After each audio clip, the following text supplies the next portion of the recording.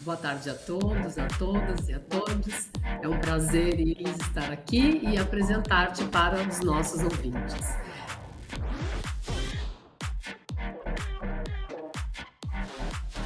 Iris Rabelo Câmara é brasileira e espanhola, tem estágio pós-doutoral em Educação pela Universidade Estadual do Ceará, UES. É doutora, mestra em Filologia Inglesa, Letras Língua Inglesa, pela Universidade de Santiago de Compostela, na Galícia, Espanha. É especialista em ensino de espanhol, língua estrangeira, pela Uniateneu, e especialista em ensino de línguas estrangeiras, inglês, pela UES.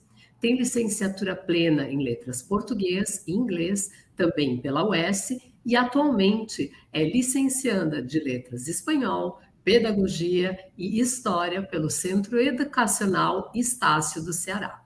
É professora de idiomas há mais de 34 anos. Dedica-se à investigação e publicação acadêmicas de trabalhos sobre os costumes, as literaturas, as mitologias, as tradições, as crenças e os folclores dos povos de fala portuguesa, inglesa e espanhola, em especial as rezadeiras e os profetas da chuva, e debruça-se sobre a literatura produzida por mulheres, com alta produção nesta seara.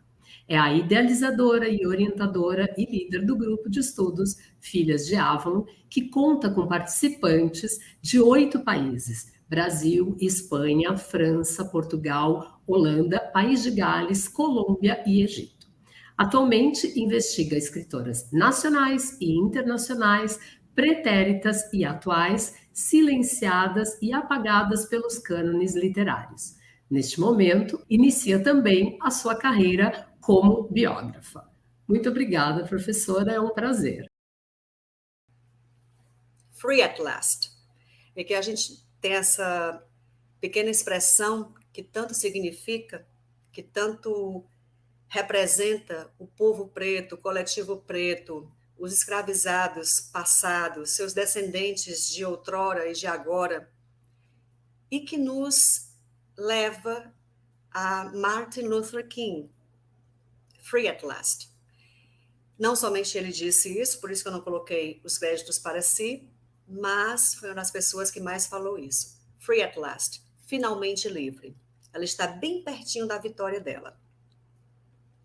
Em 1849, ou seja, exatamente quando ela soube que iria ser vendida, que a família ia se dispersar, que, enfim, ela resolveu fugir.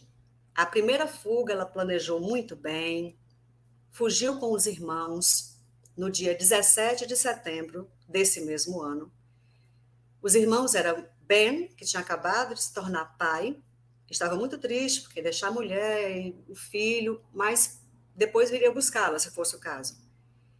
Fugiu com o Ben e o Harry. O que acontece? Infelizmente, a justiça era feita de forma muito dura quando se capturavam escravos, escravizados, fugitivos. A princípio, não se percebeu que eles tinham fugido, mas uma vez que se percebeu, ela passou a ser caçada como um rato, ela e os irmãos. E, com medo, eles voltaram. Tínhamos ali uma linha que dividia muito bem os estados do norte e os do sul, que é a Mason-Dixie. E as pessoas tentavam alcançar essa linha. Eles não chegaram lá, né, porque infelizmente não deu certo. Mas, em uma nova fuga, já preparada, ela foge para a Filadélfia. Ali, a escravidão era ilegal, como em todo o norte. O norte, as províncias do norte, que eram antigas colônias do norte, eram totalmente abolicionistas, diferentemente das do sul, que eram escravocratas. Ela seguiu uma estrela, que é a estrela do norte, numa sexta-feira, fugiu à sexta-feira à noite, aos 29 anos, aí a gente percebe. Se ela fugiu a primeira vez em 17 de setembro, a outra fuga foi cautelosamente planejada, e já no inverno, porque setembro já é outono, bem marcado mesmo, outono. Se ela fugiu depois daí, já foi no final do outono para o começo do inverno, porque ela teve 2 fugas no mesmo ano. Se a primeira foi em setembro, meados de setembro, a outra foi final de outono, começo de inverno. E aí vocês imaginam o que é uma pessoa fugir apenas com uma bolsa pequena, uma bolsa a tiracolo, com algum alimento, com uma arma de fogo, um bacamarte ou algo parecido, e alguma quantidade de água, porque ia encontrando pelo caminho e ia repondo aquela água, né, no recipiente. Nenhuma muda de roupa, porque seria impossível ficar levando mala, é impossível, impensável, e a pé. Não nos esqueçamos de que os escravizados não usavam sapatos, não usavam sandálias. Era muito difícil nós vermos pessoas escravizadas usando calçados. Cruzar 145 quilômetros entre 5 dias e 3 semanas, porque as pessoas que estudam essa parte da vida dela divergem muito. Por isso que eu não coloquei nem sequer referência, porque cada um fala uma história diferente. E exatamente nesse ponto que é tão, digamos, polêmico, de uma mulher de 1,5 m, que tem problemas com narcolepsia, com epilepsia, com dores de cabeça forte, fugindo sozinha, com uma idade já avançada para a época, 29 anos, era uma mulher muito madura, sem as roupas adequadas, com certeza sem roupa de frio nenhum, apenas correndo e se esquentando com o próprio caminhar e o próprio correr. 90 milhas, que são 145 quilômetros. Não é fácil. É uma tarefa para Sísifo, né? Não para uma menina, uma moça tão jovem e com tantos problemas. Pois ela conseguiu. Conseguiu e não quis somente para ela essa benesse. Ela também quis ajudar os seus. Por isso que a gente tem aqui o The Underground Railroad, ou seja, a estrada de ferro subterrânea. O que é que Paulo Freire sempre falava? Esperança que não se organiza, morre. Você pode até ter bastante esperança de mudar algo, mas se você não se organizar, você não conseguirá o que sonha. Ela sonhava e ela realizava. Por quê? Porque ela se organizava. Ela contou aí com a ajuda desta Underground Railroad, que é a estrada de ferro subterrânea. Não é que seja uma estrada de ferro em si, mas é um veículo que leva à liberdade, tal como a gente vê nessa figura. Uma estrada de ferro, tão típica da época, tão inovadora para a época, que termina em pássaros voando. Essas pessoas que faziam parte da estrada de ferro subterrânea eram, o mais das vezes, um grupo organizado de ex-escravizados que já eram livres, brancos, pessoas brancas, e também cristãos abolicionistas, que propiciavam com que essas pessoas que fugiam das fazendas, das plantations, tivessem a liberdade no norte. Eles davam guarita para que esses escravizados encontrassem a liberdade nas províncias do norte. Basicamente, era o que a gente fazia aqui, por exemplo, na época colonial, com os quilombos. Os quilombos eram agrupamentos de pessoas que fugiam das fazendas, que aqui no caso seriam as plantations, e formavam comunidades extremamente complexas. Aqui nós temos algo muito parecido. Não é que eles formassem essas comunidades. As comunidades que queriam ajudá-los, as associações que queriam ajudá-los, se movimentavam de maneira a não retirá-los das fazendas, das plantations, mas propiciavam os meios para que eles chegassem até os estados onde a escravidão era ilegal. Um desses grupos são os Quakers. Ela era metodista, acreditava piamente na sua conexão direta com Deus, dentre outros detalhes e características, mas os Quakers não reconhecem nenhum tipo de poder clerical. Eles não reconhecem nenhum tipo de sacerdócio como sendo válido.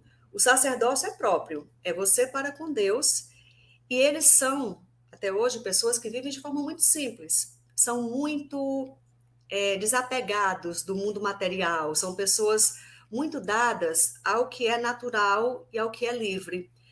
Pensando como eles pensavam, era muito fácil imaginar que eles eram totalmente abertos a essa ajuda que prestavam aos escravizados que fugiam. Portanto, davam guarita, que era o que nós chamávamos aqui na época de Lampião, de coito. O que era o coito? Você dá coito para uma legião de cangaceiros, né? Para um bando, era o quê? Você acoitar, você manter na sua casa por um pernoite, por um dia, pelo tempo que fosse necessário. Normalmente era um pernoite. Os cangaceiros dormiam naquele local, o coiteiro mantinha a segurança daquele grupo, porque os grupos de cangaço, a gente pensa assim, começou com Lampião, né? Lê do engano, começou mais ou menos no século XVI para o XVII. Especificamente no século XVII, a gente vê muito ainda na história amarras mal traçadas dessa história do cangaço. Mas, fazendo aqui esse parênteses, que é importante, o cangaço remonta ao século XVII, é uma forma de proteção, autoproteção, proteção do seu território, do que se acredita como missão, e os coiteiros eram essas pessoas que davam guarita aos grupos que não eram grandes, como a gente imagina, né? Lampião foi um grande cangaceiro, porque ele foi famoso por 1000 razões. Há quem defenda, há quem não defenda. O fato é que eles não viajavam todos juntos. O cangaço era feito por grupos que tinham um líder e, para evitar que morressem todos numa mesma emboscada, esses grupos agiam de forma, ao mesmo tempo que paralela, também cada um tinha a sua independência. Eles não eram totalmente dependentes uns dos outros. Tinham líderes que eram maiores, né, como Lampião, e Jararaca, Volta Seca. Temos aí alguns que eram Corisco, que eram bastante famosos. Mas, no frigir dos ovos, o que é que nós tínhamos? Grupos que agiam da mesma forma, sob o mesmo comando maior, tendo os mesmos objetivos, mas cada um tinha as mesmas leis, mas cada um tinha ali uma certa autonomia. Continuando, aqui a gente vê, eu deixo vocês um pouquinho com esse slide, para que vocês possam apreciar essa forma de se fugir. The Underground Railroad, em 1860, estava muito pertinho aí da Guerra Civil. E a gente percebe que essas rotas saíam das colônias do sul, indo para as colônias do norte. E algumas, como a gente vê mais embaixo, rumavam para o sul total, né? Já pertinho do mar. Temos aqui uma vaga ideia de como eram essas fugas. Harriet especializou-se em fazer esse tipo de trabalho. Ela tinha visões quando dormia, quando caía em narcolepsia, tinha essas visões e, naquele momento em que ela tinha a visão e decifrava o que significava, se punha a caminho da missão. Sempre com grupos pequenos, normalmente eram mais homens do que mulheres. Crianças, a gente vê muito pouco falar sobre nesses movimentos. E nós temos aí 3 figuras que mostram primeiramente em cima e à esquerda, possivelmente Harriet, com mais duas mulheres fugindo, né, na rota. Mais ao fundo a gente vê outras pessoas também, que são bem pequenininhas, que estão ao fundo da figura. E ela com um candeeiro, com um lampião na mão. Era muito típico dela andar com esse lampião na mão. Assim como também a figura que está ao lado. Nós temos homens e mulheres, e aí a gente tem essa questão da ajuda de outras pessoas também, não é? Ajudando na fuga. E também pode ser interpretado, segundo outras pessoas que também estudam o mesmo assunto, como sendo os perseguidores desses escravizados que fugiam. Embaixo, à esquerda, mais escravizados, atravessando, e, uma vez mais, o mapa com essas rotas que saíam do sul e iam para o norte e algumas para o sul extremo, já buscando o mar.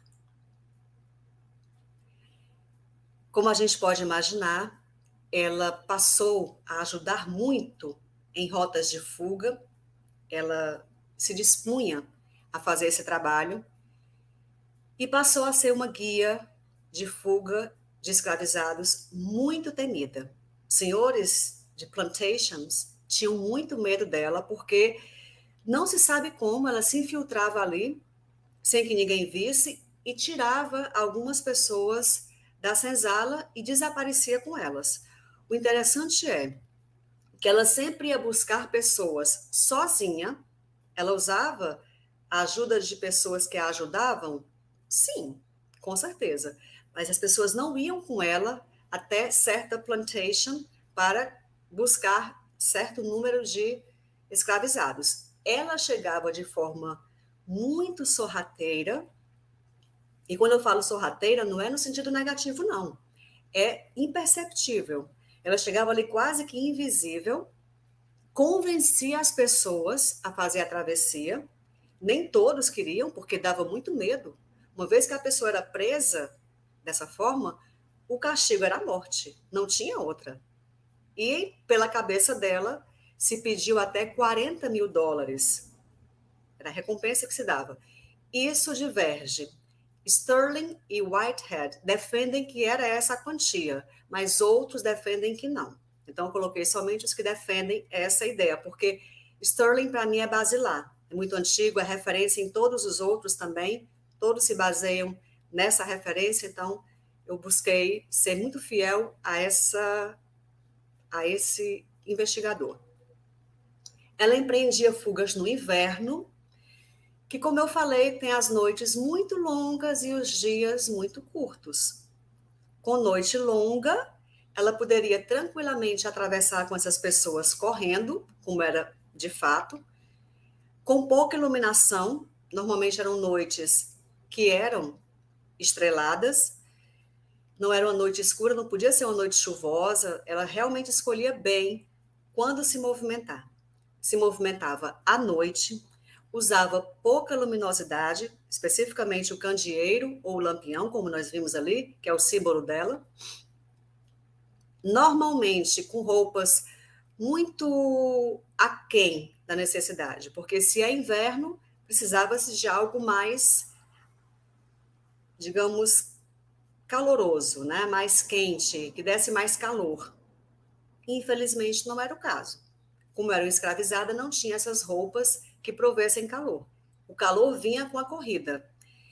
E ela buscava sempre seguir o seu movimento de um canto para outro, até um próximo, digamos assim, coiteiro, né? Usando a palavra que eu acabei de usar agora. Ela preferia as noites estreladas porque ela tinha uma luminosidade natural.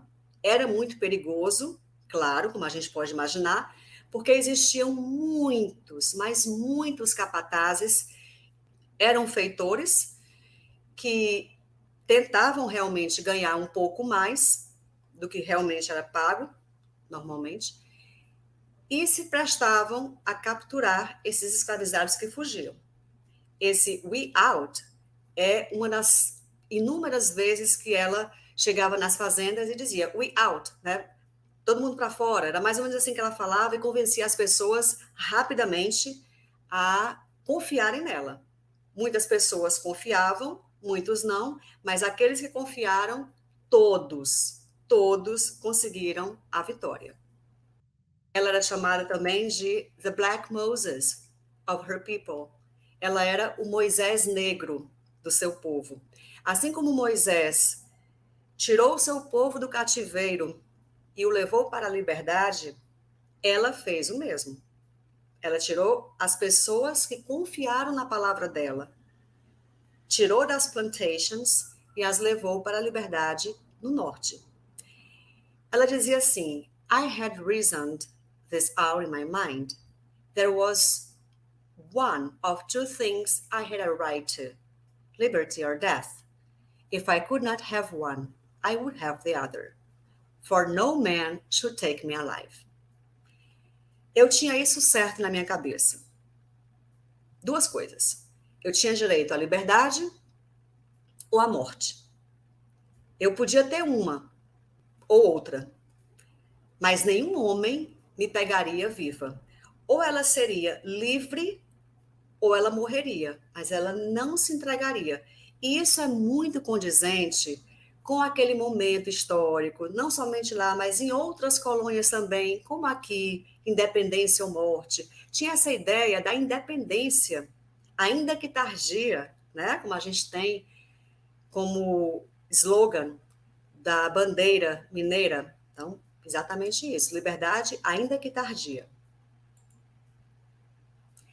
E por meio da Underground Railroad, ela voltou 19 vezes para o sul. Ela vivia no norte, ali entre Nova York, já perto do Canadá, inclusive, vivia por ali, e voltou 19 vezes. Foram 19 missões que ela teve no sul para resgatar, primeiramente, a sua família, e depois as pessoas que confiavam nela, na sua palavra, na sua retórica. Primeiro veio buscar a sobrinha, os irmãos, os pais e outras pessoas. Na sua terceira viagem para buscar, no caso, o marido, porque ela foi buscando aos pouquinhos. Na terceira viagem, ela infelizmente já o encontra casado. E ele teve que falar, olha, realmente eu encontrei uma outra mulher que tem a mesma situação que eu, é uma ex-escravizada, está livre como eu também estou, não é interessante ficar com você mais, porque você não pode ter filhos, se tiver, vão ser escravizados, e não é isso que eu quero para mim, e essa mulher supre o que eu preciso, que é ter filhos livres como eu sou e como ela é. Harriet, apesar de muito chateada, perdoou o marido e trouxe mais pessoas com ela. Ele não quis ir, pois deu espaço para quem quis. Ele não confiou, mas outras pessoas confiaram. No entanto, a lei recrudesceu-se. E em 1850, exatamente um ano após a viagem dela triunfal, em que ela conseguiria provar para si mesma que era possível, já um ano depois, com tantas fugas acontecendo, e ela sendo muito citada como o Moisés negro, porque as pessoas acreditavam que era um homem. Ninguém podia imaginar, realizar, que quem fazia o escape desses escravizados era uma mulher de 1,5 metros. Acreditava-se que era um homem enorme, um preto, um negro escravizado, rebelde, valente, que andava muito armado. Nada mais diferente do que isso. Nada mais contrário a isso. Era uma mulher pequena, ainda que robusta, porque o fato de ser lenhadora, como ela foi, lhe deu muita robustez, apesar de que ela era pequena. Para os padrões da época, era pequena já. Hoje seria, naquele momento, frente aos seus pares, ela era pequena. E ela era tida como esse Moisés negro, um homem muito perigoso que estava solta. Poucas pessoas diziam, não, você é uma mulher. Poucas pessoas realmente acreditavam nisso. E essa lei, chamada Fugitive Slave Act, foi promulgada em 1850. O que é que ela estipulava? Que a pena seria cruel, não somente para quem fugisse, mas para quem ajudasse na fuga. Mesmo assim, os amigos que ela tinha continuaram batalhando por essa libertação que veio em seu dado momento. Ela libertou aproximadamente 300 pessoas em 11 anos de resgates. Ela não ficava o tempo todo fazendo esse trabalho. Ela se organizava, tal como preconiza Paulo Freire, ela se organizava e empreendia sua missão guiada pelas visões que ela tinha, enquanto, muitas vezes, estava em transe narcoléptico. E, nesses 11 anos, em 19 missões, ela resgatou aproximadamente 300 pessoas. Nunca perdeu ninguém. Nem por ter morrido de morte natural e muito menos por assassinato. Nenhum. Ela foi muito bem sucedida nas 19 vezes que se empreendeu mata adentro atrás do seu povo para resgatá-lo. Ela costumava falar assim: If you hear the dogs, keep going. If you see the torches in the woods, keep going. If there's a shouting after you, keep going. Don't ever keep going. If you want a taste of freedom, keep going. Traduzindo: se você escutar os cachorros, continue. Se você vir as tochas nos bosques, continue. Se houver gritos atrás de você, continue. Nunca pare. Continue. Se você quer provar o gosto da liberdade, continue. Harriet Tubman. Aqui nós temos uma ideia do que eram essas travessias. Mapa, ela com um candeeiro ou lampião, como queiram denominar. Um homem com a sua trouxa de roupas e pertences, ou até mesmo o farnel, né, a sua comida, dessa maneira muito primitiva de levar, com uma estaca e a ela preso aí uma trouxa, sempre com a mesma muda de roupa, lembrando que eram dias ou semanas para se cruzar realmente esse périplo. E nesse momento nós temos a interceptação da Guerra Civil estadunidense. Nós temos aí 4 anos de uma guerra cruenta que dizimou milhares de vidas de forma totalmente desnecessária, se a gente for olhar pelas lentes de hoje. Naquele contexto, ela teve a sua importância devido a certas circunstâncias que já trataremos. Mas vemos na figura a união contra os confederados representando aí o Sul, e o Norte representado pela União. Irmãos se matando, em outras palavras. Durou de 1861 a 1865, os 4 anos que também durou o governo de Abraham Lincoln. Por quê? Né? Os porquês da Guerra de Secessão. O que é secessão? É separação. Então, por quê? Existia muita tensão no ar. Exatamente porque o Norte era completamente diferente do Sul.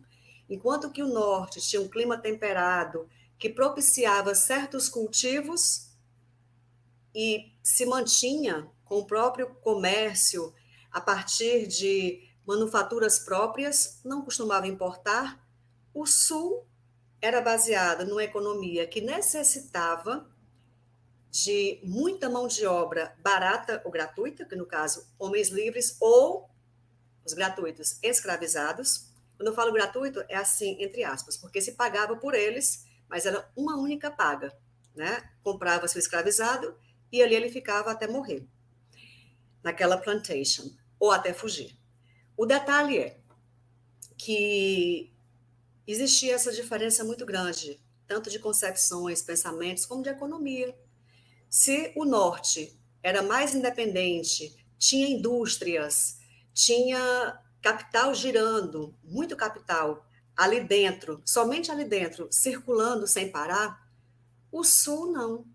O Sul tinha aquelas plantações gigantescas, né, as plantations, aquelas fazendas de cultivos únicos, com muitos escravizados, com um capataz para estar sempre ali, chefiando aqueles homens. O capitão do mato, diferentemente do feitor, tinha a função de resgatar esse bem do dono, né, da plantation, que era o escravizado. Então, tínhamos, além disso, além da tensão econômica, porque o norte queria se desvincular do sul, porque o sul atrasava muito a imagem que o norte tinha. Porque o norte era independente, como eu falei agora, tinha suas indústrias, indústria naval, indústria bélica, indústrias de bens de consumo, indústria. Tinha indústrias tanto quanto na própria metrópole. Já as colônias sulistas eram totalmente voltadas para uma única matéria de cultivo, um único cultivo em cada plantation, muitos escravizados, uma dependência enorme desse mercado que vinha do norte, eles importavam pouquíssimo, era mais trazendo mesmo produtos do norte para o sul, e de alguma forma atrelavam a sua imagem o fracasso, o não desenvolver-se, e o norte não queria essa ligação com o sul. Além do que, como eu falei, em 1848 descobriu-se ouro ali na Califórnia. Só que espalhou-se a ideia de que tinha ouro ali em profusão, que não foi só uma pepita, mas tinham milhares de toneladas ali, em 1849. As pessoas que foram do leste para o oeste na corrida do ouro, né, Gold Rush, como eu já falei, eram chamadas também de 49ers. 49ers porque 1849, então 49, 49, 49ers. E, claro, essa ocupação dos territórios, ocupação paulatina, saindo das 13 colônias e saindo, se deslocando para o oeste, esses locais que foram desbravados a posteriori eram uma preocupação tanto do norte como do sul. Tanto as colônias nortistas como as sulistas queriam ter posse desse território, especialmente Nebraska e o Kansas, e eles disputavam entre eles esses territórios como sendo próprios, né? Então é tudo muito diferente. Temos aqui diferenças irreconciliáveis entre o norte e o sul. O norte, economia basicamente industrial. O sul, economia basicamente agrícola. O norte, a classe dominante era a burguesia. No sul, eram os latifundiários. No norte, predominava a vida urbana, era a cidade que crescia. No sul, não. O que predominava era a vida campestre, a vida rural. No norte, favorecia-se a abolição da escravatura. Era proibido ter escravizados no norte, nas províncias do norte. Já no sul, não. Era totalmente escravocrata. No norte, eles eram a favor de tarifas protecionistas e o sul era contra essa proteção. E, por fim, o norte tinha maior interesse no mercado interno. Já no sul, o interesse maior era no mercado externo, porque enquanto o norte se retroalimentava, ele produzia e consumia o que produzia, províncias do norte, no sul não. Eles produziam em profusão para o mercado exterior, que era a Inglaterra, e consumiam o que o norte produzia. Totalmente irreconciliável e totalmente oposta. Essa relação entre eles é completamente oposta. E nós temos aí as bandeiras, tanto da União como dos Confederados. Essa figura fala por si. Nós temos, do lado esquerdo, um soldado com o seu bacamarte, que é como se fosse uma espingarda, só que na ponta tem uma lança, porque tanto se matava com um tiro do bacamarte, como se finalizava, muitas vezes, aquela pessoa que caía ferida com a ponta da arma, que era uma lança. O bacamarte servia para isso. Então, do lado da União, nós tínhamos espadas, nós tínhamos espingardas, revólveres, bacamartes e canhões. Muito mais do que os estados do Sul, as províncias do Sul, que tinham poucas armas, que a gente vê representado aí por um bacamarte. Claro que não tinha só bacamarte, tinham outras, mas representando a diferença de investimento do norte e do sul no mesmo conflito bélico. O detalhe é que essa diminuição gritante de armas que o sul tinha em relação ao norte propiciou que eles tivessem uma ilusão de que, não, nós somos o sul, nós somos ricos, nós somos latifundiários, nós somos pelas 13 colônias, tanto que a bandeira deles tem 13 estrelas para representar a história antiga deles, as raízes dos Estados Unidos, que era com as 13 colônias. Então, as mesmas cores, azul, vermelho e branco, como também da Inglaterra, né? Assim como também a Stars and Stripes, que a gente tem hoje, mas bastante menos contingente. Claro, tinha muita presunção. Os sulistas tinham essa presunção de que iriam ganhar porque eram do Sul, porque tinham uma história, porque eles eram ricos, porque eles tinham poder. Quando, na verdade, quem tinha tudo isso, além de injeção de capital estrangeiro na guerra, eram os nortistas, que se chamam também de Yankees. Infelizmente, houve todo aquele massacre que a gente já conhece. No meio do caminho, Harriet acaba também tendo a sua história cruzada com de Abraham Lincoln. Jamais se viram, mas ela, a princípio, até porque lutava pela União, né, ela lutava era do partido oposto às colônias do Sul, claro, ela não podia ser escravocrata, ela era pela União, ou seja, lutava pela União. E Lincoln, a princípio, não ficava muito claro no discurso dele se ele era pró ou contra o que ela pensava. No entanto, ele falava assim: "Those who deny freedom to others deserve it not for themselves." Aqueles que negam a liberdade aos outros não a merecem para si. Coincidentemente, o governo dele durou o mesmo período em que durou a Guerra Civil. E, coincidentemente, ele tem muitas ligações com outro presidente, 100 anos depois, uma pessoa que pensava de forma muito parecida, que foi Kennedy, John Fitzgerald Kennedy, que teve também o seu mandato mais ou menos na mesma época, 1961 a 65, ou algo parecido, mas faleceu antes de terminar o mandato. Os dois foram assassinados em sextas-feiras, né? Cada um no seu momento. Existem pelo menos umas 13 coincidências que unem os dois, não somente de forma temporal, mas o nome da esposa, o nome do secretário direto. São várias circunstâncias que unem Abraham Lincoln e John Kennedy, que eu depois convido vocês a darem uma olhada e buscarem que coincidências são essas. Ao final, ela acabou gostando muito de Abraham Lincoln, que foi assassinado por um sulista, nada mais a guerra acabar.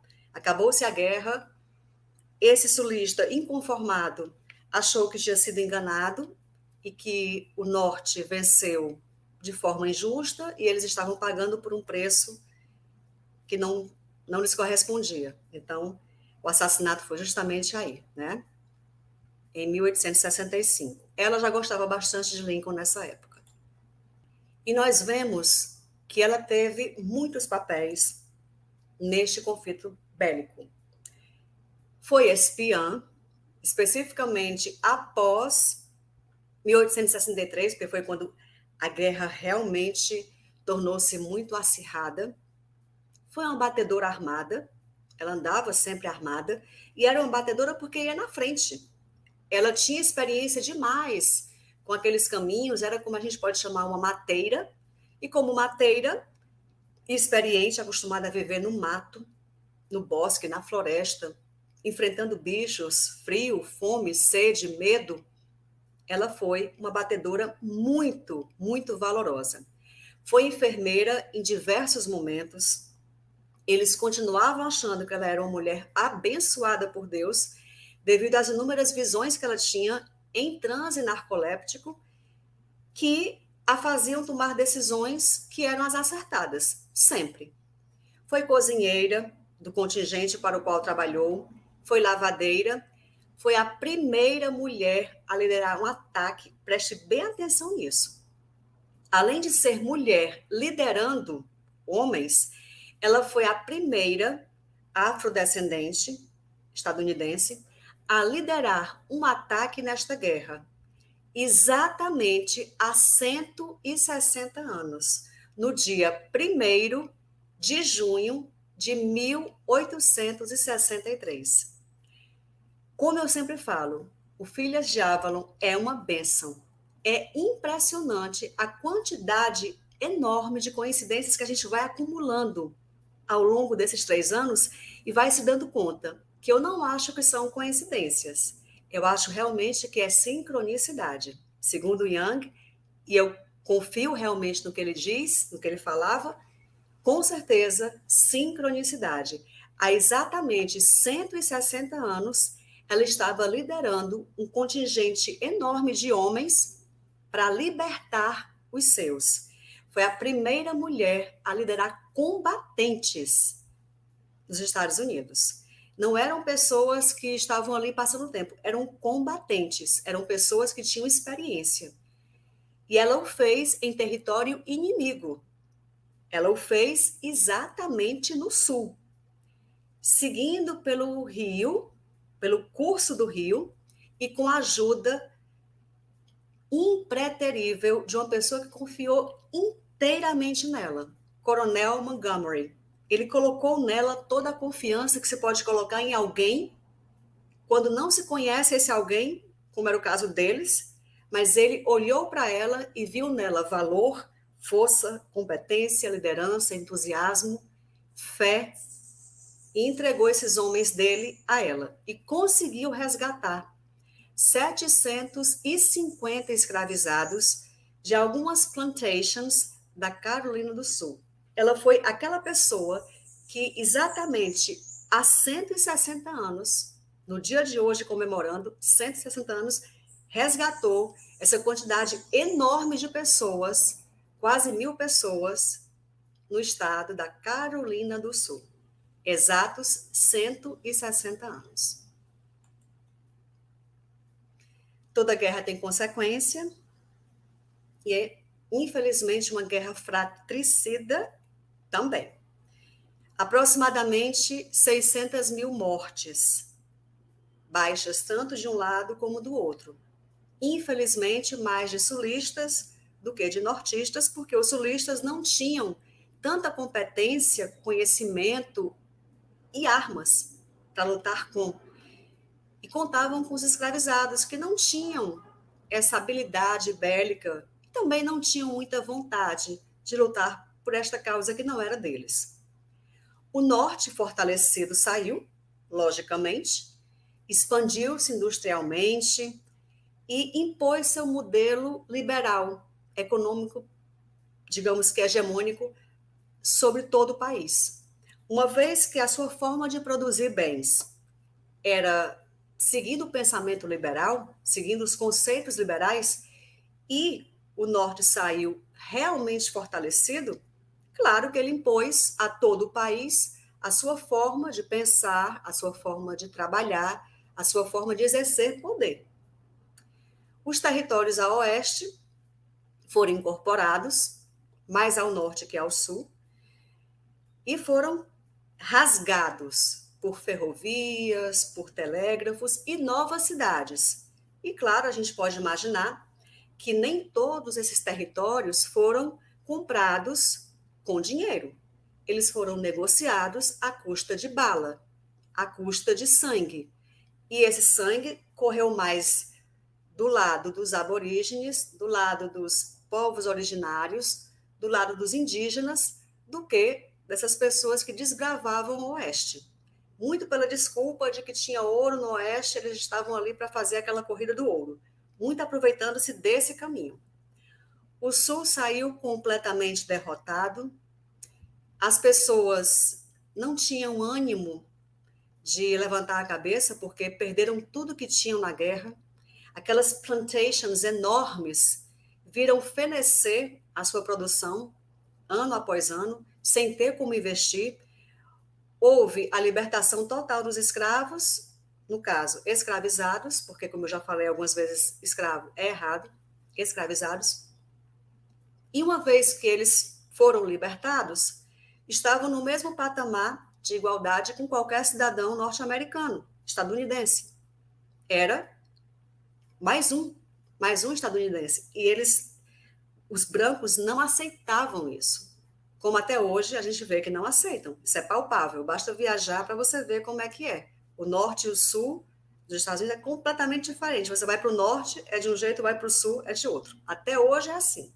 Não tem tanta diferença de lá para cá. O que é que nos chama a atenção? Uma recessão político-econômica devastadora.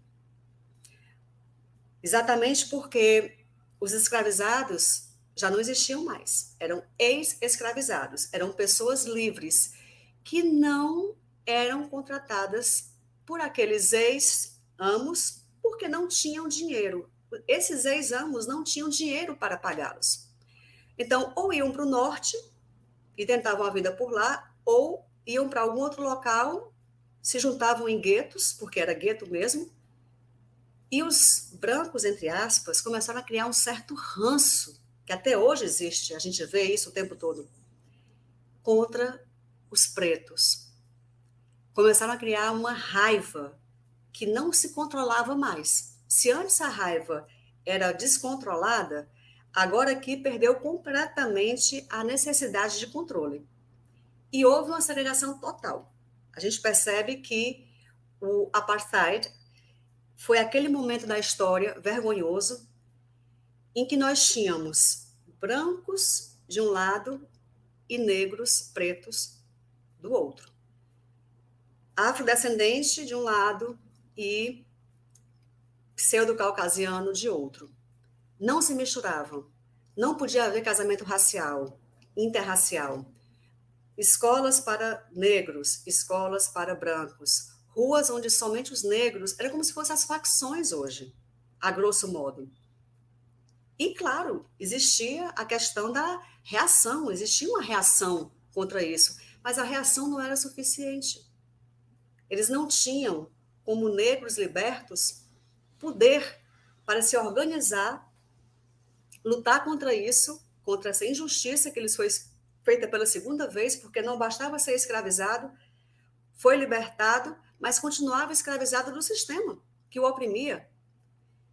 E começou-se cada vez mais a ter, especialmente nas antigas plantations, a associação KKK, Ku Klux Klan, que é aquela junção de homens brancos, encapuzados, que saíam para, eu não digo nem caçar, a palavra é tão baixa, tão pequena, mas saíam em busca de pessoas de cor, de pessoas negras, já livres, totalmente livres, mas iam ali especificamente para capturá-los, matá-los sob tortura e, muitas vezes, pendurá-los em árvores, enforcados, exatamente como cantava Billie Holiday em Strange Fruit. Eram frutas estranhas, frutas diferentes, frutas esquisitas.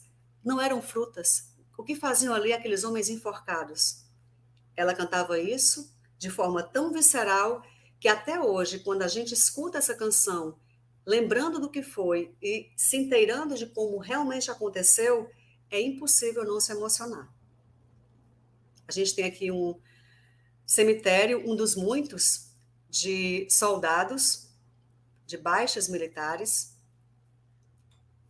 e nessa lâmina nós temos a nossa querida Harriet Tubman, em seus vários papéis, à esquerda acima como enfermeira, à esquerda abaixo como libertadora. Você vê que ela vem juntamente com outra pessoa, está chegando com um amigo, um companheiro, um ajudante para libertar esses escravizados de uma casa. A gente vê que é uma casa, ela está entrando na propriedade, já pegando na casa essas duas pessoas, um homem e uma menina.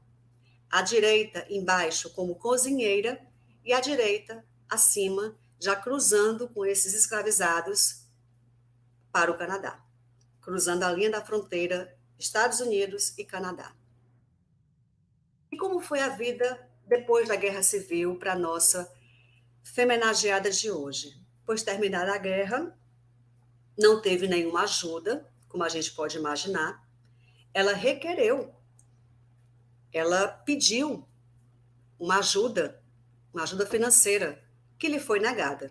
Somente tempos depois, essa ajuda foi dada de forma módica, vergonhosa, mas assim, tal como colocamos aqui, acabada a Guerra de Secessão, a segunda grande guerra que ela lutou, porque a primeira foi contra a escravidão e a segunda foi a Guerra Civil, não recebeu ajuda, passou a morar em Nova York, em Auburn, uma propriedade que a família adquiriu em 1859 e passou a cuidar dos seus pais que já estavam muito doentes, já estavam envelhecidos, estavam necessitando de um cuidado da filha, e ela se devotou então aos pais já próximo aí ao seu desenlace, ao seu falecimento. Alugou os quartos da casa, porque imaginem, era uma casa, como qualquer outra casa que se compra naquela região, que tinha alguns quartos que não se usavam. Então, ela estava muito no quarto dos pais. O quarto dela praticamente era intocado. Ela praticamente não ia ali. Ela ficava muito com os pais, porque realmente, no final da vida, ambos adoeceram e necessitaram muito da sua ajuda. E sobravam quartos na casa. Era uma casa pequena, modesta, mas tinha quartos para alugar. E como tínhamos uma multidão imensa de pessoas sem trabalho, ou com trabalhos que pagavam muito mal, porque ali eram homens que foram escravizados, mulheres também, crianças também, que estavam sendo aforreados naquele momento, que estavam recebendo a liberdade, ela alugou partes dessa casa, alguns cômodos, para algumas pessoas. Dentre as pessoas estava Nelson Davis, que tinha 22 anos a menos do que ela. E eles se casaram. Eles se casaram 10 anos depois. Ela não teve filhos com ele, mas adotaram uma menina e foi para ela a filha que não teve, mas que a vida lhe deu através também desse homem que foi muito bom com ela até o final. Ela era ineditista em todos os sentidos. E quando eu falo todos, são todos. Ela foi abolicionista, como nós já sabemos, e uma feminista, quando esse termo sequer existia. Levantou fundos para a construção de escolas. Atentem, ela era analfabeta, mas sabia o valor da educação.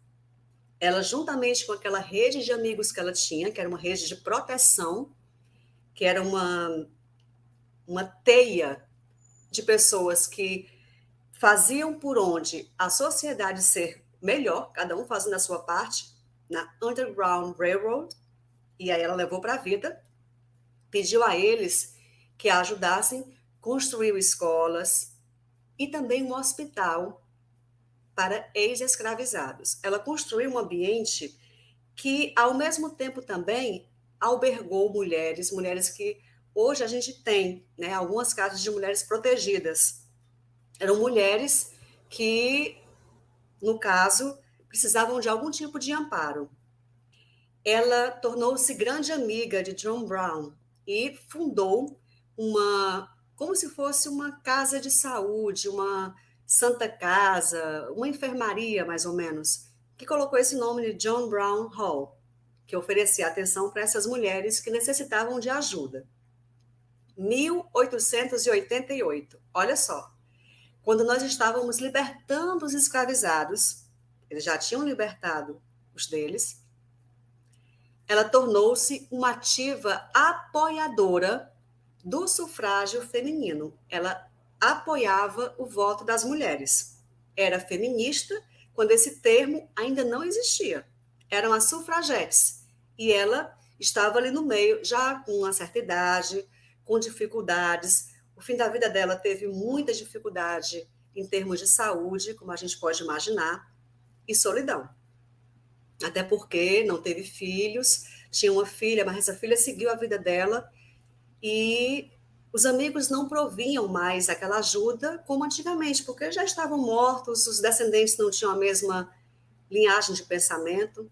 Então ela teve solidão, apesar de que tinha sempre pessoas por perto, mas ela sofreu muita dor e muita ausência, como foi a vida toda. 1899, 10 anos depois de tornarmos o Brasil uma república.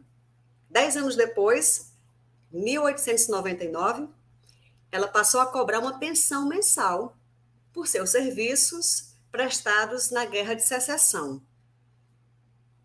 Uma vergonha. $20. Ela cobrava $20 de pensão mensal por seus préstimos, por seus favores, por sua dedicação à guerra civil. Modestos e vergonhosos $20. 1908, ela construiu um lar para ex-escravizados idosos, e não somente esse coletivo, mas também para indígenas, idosos abandonados, em Auburn, Nova York, onde ela já morava, e se mudou para lá em 1911, onde ela veio a falecer tempos depois, 2 anos depois. Foi enterrada com honras militares, pelo menos isso, né? Aqui a gente tem a imagem dela, sempre muito triste, com toda a razão do mundo para ser triste. E os seus últimos dias? 1896, comprou um terreno ao lado da sua propriedade, no Canadá, e fundou um lar para abrigar africanos, digamos, descendentes deles ou idosos, e indígenas. Nesse ponto eu cheguei no slide anterior. Infelizmente, ela morreu no dia 10 de março de 1913 de pneumonia, sem o devido reconhecimento que lhe cabia, e aos 91 anos. Lembrando aqui novamente, Maria Firmina dos Reis, que nasceu no dia 11 de março. Só que foi outro ano, o mesmo ano que ela nasceu, 1822. Aos 91 anos se foi a nossa homenageada de hoje, e já a Firmina se foi em 1917, aos 95 anos. Quando ela estava no leito de morte, as suas últimas palavras, e aqui eu me emociono muito quando eu paro nesse momento para falar para vocês, porque quando eu li os trabalhos que foram feitos sobre ela, alguns dos milhares, essa frase está em todos. As pessoas sempre citam essas palavras lapidares dela. I go away to prepare a place for you. Eu vou embora para preparar um lugar para vocês. Ela estava nesse momento com toda a sua família ao redor, a sua filha adotiva, filhos dela, as pessoas que a conheciam, as pessoas que a adotaram como mãe, como amiga inseparável, estavam ali cantando com ela hinos da igreja. E ela morreu falando isso. Eu vou embora para preparar um lugar para vocês. I go away to prepare a place for you. Ela está enterrada no famosíssimo cemitério Fort Hill Cemetery, no coração da cidade de Auburn, na província de Nova York. Após sua morte, tornou-se um símbolo icônico de coragem, resiliência e liberdade. E aqui está o projeto que nós esperamos que venha realmente a vingar. Infelizmente, Trump fez mais uma, né? Mais um dos seus maus atos como presidente.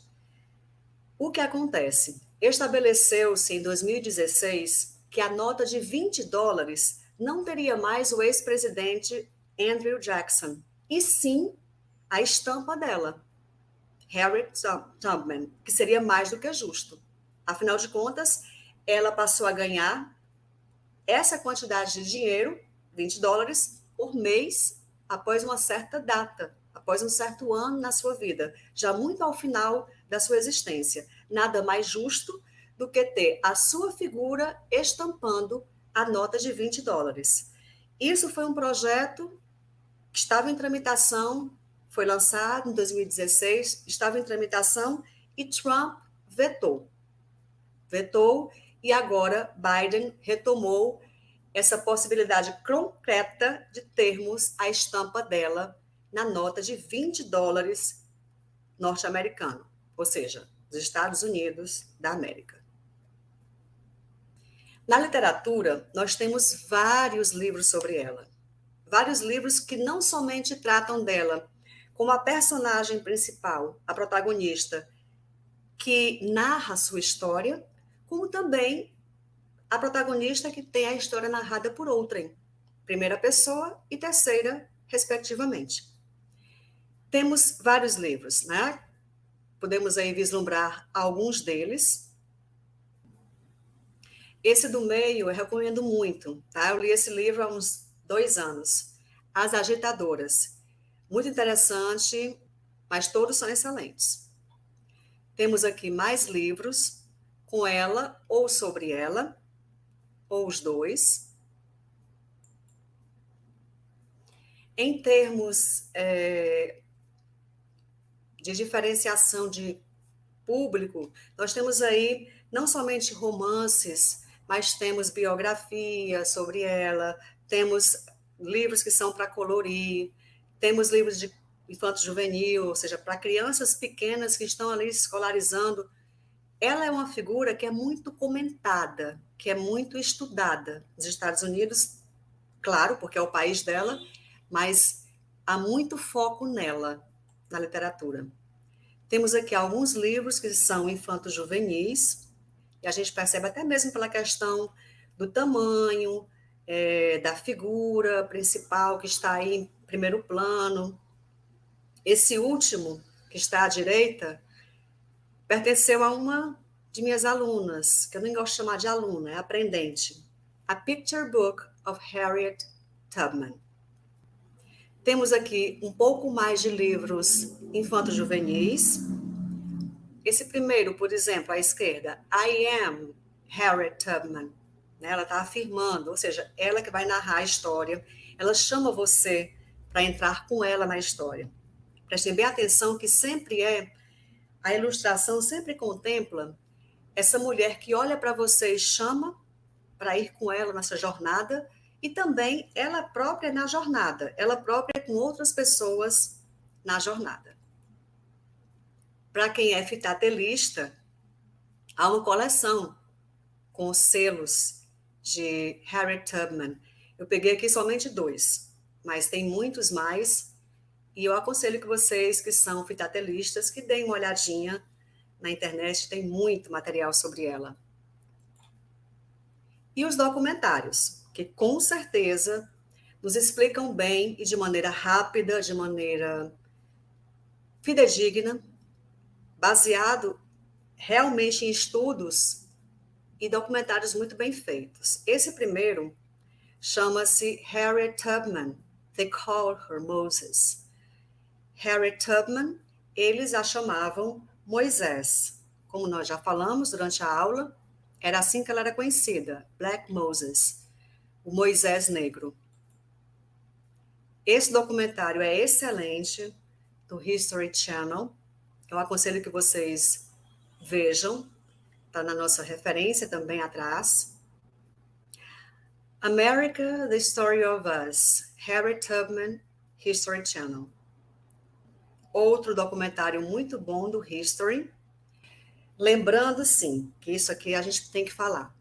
O material sobre ela, a maior parte está em inglês. Vocês vão ver isso daí nas referências, que temos pouquíssimos trabalhos em português. Não encontrei nenhum em espanhol, talvez não tenha usado os descritores corretos, mas não encontrei nenhum em espanhol, encontrei vários, a grande maioria, em língua inglesa. E os documentários e filmes também em língua inglesa. Esse é um filme muito interessante, de 1978, A Woman Called Moses, uma mulher chamada Moisés. Tem algumas partes, já, inclusive no YouTube. Aqui nós temos um filme, Visions of Freedom. Visions of Freedom é Visões de Liberdade. Então, aqui, um filme muito famoso, teve muita crítica positiva, mas nada como este, Harriet, que foi a última produção hollywoodiana de grande prestígio e de muita divulgação e de muito retorno em termos de filme. É de 2019. A atriz principal também trabalha com a trilha sonora, que é imperdível. Netflix aí, né, para quem usa. Eu não consegui encontrar o filme lá, mas eu sei que esteve até pouco tempo, não sei assim até quando esteve, mas esteve até pouco tempo em catálogo. E é uma trilha e um filme que eu realmente recomendo. Muito parecido, realmente, o foco da história com o que aconteceu. Eles não têm muita licença poética, é realmente recomendável. E essa música, que eu traduzo aqui para vocês, foi tradução livre, é uma música simbólica do filme, Stand Up, Cynthia Erivo. Eu tenho andado com meu rosto virado para o sol, peso nos meus ombros, uma bala na minha arma. Ou eu tenho os olhos atrás da minha cabeça, para o caso de eu ter que correr. Faço o que posso, quando posso, enquanto posso, pelo meu povo, enquanto as nuvens se esparçam e as estrelas enchem a noite. É quando eu vou me levantar. É comigo. Juntos estamos indo para um novo lar. Lá do outro lado do rio, você pode ouvir a liberdade chamando? Me chamando para responder. Vou continuar continuando. Eu posso sentir nos meus ossos. Pela manhã bem cedo, antes que o sol comece a brilhar, nós vamos começar a nos movimentar em direção a esta linha de separação. Estou andando pelas águas lamacentas. Você sabe que eu sou decidida. Eu não me importo se eu perder um pouco de sangue a caminho da salvação. E lutarei com a força que tenho até morrer. Intervalo, porque repetimos aqui o refrão. E eu sei o que há depois da curva. Pode ser difícil de enfrentar porque estou sozinha. E eu provavelmente irei falhar. Mas Deus sabe que eu tentei. Tão claro quanto as estrelas enchem o céu. Me levantar, levar meu povo comigo. Juntos estamos indo para um novo lar, lá do outro lado do rio. Eu ouço a liberdade chamando, me chamando para responder. Vou continuar continuando, eu posso sentir nos meus ossos. Essa música, que é de autoria da própria atriz que interpreta Harriet Tubman no filme, conta em todas as letras a vida e a luta dessa mulher, a vontade que ela tinha, que se transformou em sonho, que virou realidade. Essa necessidade que ela tinha de libertar o seu povo, sem medo, olhando para frente, confiando numa divindade que vinha em seu auxílio e conseguindo. Pois que nós também sigamos os passos dessa mulher. Temos a sua representação de várias maneiras, não somente na literatura, na música, no cinema, com documentários, mas também em muitíssimas estátuas. Essa, por exemplo, City Hall, North Apron, Filadélfia. sempre com uma criança, ou com um homem, ou com uma mulher, ou sozinha, levando um candeeiro, sempre representando essa força, esse impulso de buscar a liberdade. Aqui com uma criança novamente, ela armada com, assim como Moisés, com uma vara. Aqui ela está com vários outros. Temos a pessoa que está à nossa direita, né? À nossa frente.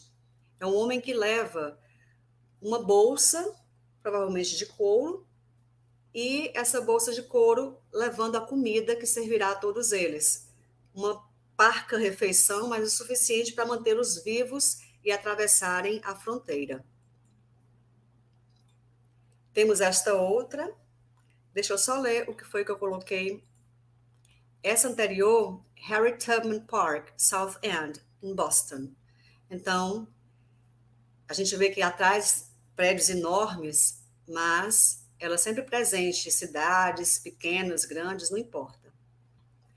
Aqui nós a temos também representada por esta bolsa que ela leva, com a comida, um farnel, e o lampião, que iluminava as noites escuras quando não tinha estrelas, quando o céu não estava claro. Essa aqui está no Equal Rights Heritage Center, em Auburn, Nova York, que é o Centro de Direitos Iguais. E ela termina dizendo assim: muito mais pessoas. Eu teria dado liberdade a milhares de pessoas mais, se elas soubessem que eram escravizadas. O que ela quer dizer com isso? Que, infelizmente, como as pessoas, nem todas a conheciam, e ela tinha que chegar rapidamente, convencer as pessoas e levar com ela quem se convencia por suas palavras, se ela tivesse conseguido convencer muito mais pessoas, mostrando como era a vida de um ex-escravizado, como era a vida de uma pessoa livre, se ela tivesse condição de mostrar para eles, elas, como era triste a situação deles como escravizados, porque nasciam daquela maneira e se perpetuava assim. Eles não se enxergavam como não escravos, não escravizados, não escravizadas. Desta maneira, se ela tivesse feito com que as pessoas tivessem acreditado na sua palavra e visto com olhos de fora o quão escravizados eram, com certeza ela teria tido muito mais êxito e teria salvo muito mais pessoas do que o que ela conseguiu. Aqui estão algumas das nossas referências. Prestem bem atenção que a grande maioria é em inglês. Notem que tem muito material, mas infelizmente ou felizmente, em inglês. E aqui nós temos a última lâmina, também com muitos vídeos, alguns trabalhos em artigos, em forma de artigo, mas muitos documentários, muitos trabalhos fílmicos também. E aqui a gente convida você a conhecer melhor essa mulher que tanto fez pelo seu povo, como Black Moses, como também pode fazer na nossa vida, fazer uma diferença na nossa vida, resgatando-nos de quem nós somos agora, mas bem longe do que nós fomos essencialmente. Essa mulher nos desperta a vontade de nos libertar, de liberar o que nós temos de melhor.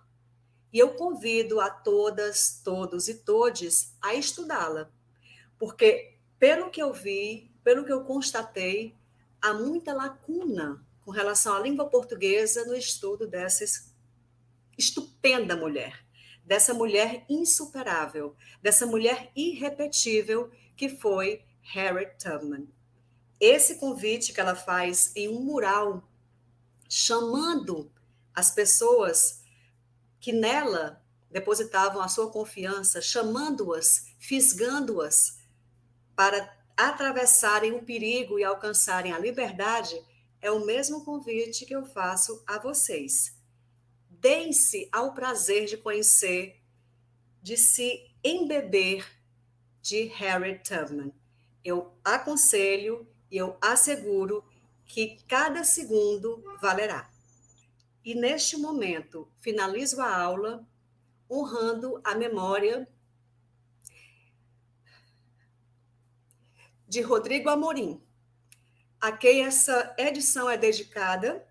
Esta aula era para ser dele, da Thaisa, ele, Rodrigo Amorim, a sua noiva, Thaisa Galdino, e uma nova filha de Avalon, que nós temos nessa edição, que é a Jamile Fernandes. Infelizmente, Rodrigo não está conosco fisicamente, mas com certeza esteve durante toda essa aula, através das minhas palavras, dos meus pensamentos e, principalmente, da certeza que eu tenho de que ele está bem.